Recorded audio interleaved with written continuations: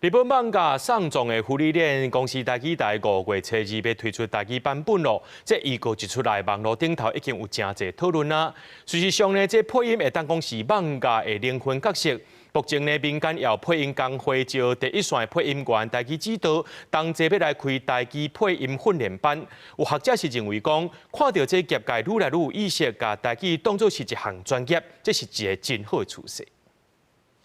我明明就一直攏知影，人類壽命真短，我哪會攏無想到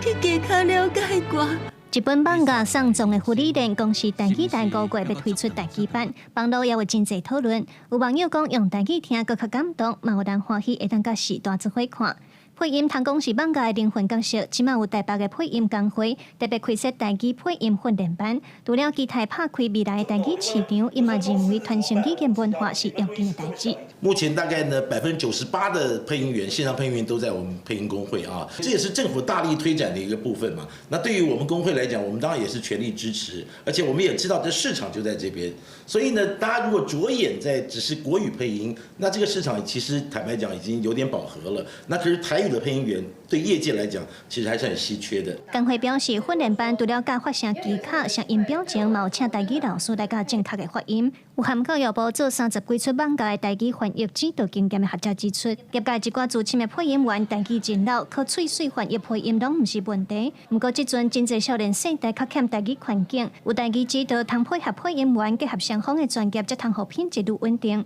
這個老演員因咧播台語戲劇也無真好，台語指導人都同樣好勢好勢。因咧播因的無語，所以因錯誤都足濟。少年人呢，差不多攏這呢，攏是第一語言是華語啦。所以阮需要互伊學着正版的正確的，迄個時陣就真正來調。那這個模式用迄個行正常華語話，我相信未來那安尼做咱的品質是拄好爾袂有歹。學者嘛表示，這陣通看到民間的配音工會有意識把台語看作一項專業，甚至特別針對台語開配音訓練班，這是真好的趨勢。若工會訓練班拍算敢若收20位學員，伊嘛鼓勵對聲音產業有興趣的民眾做伙來試看覓。記者盧尚珠、謝桂林台北報道。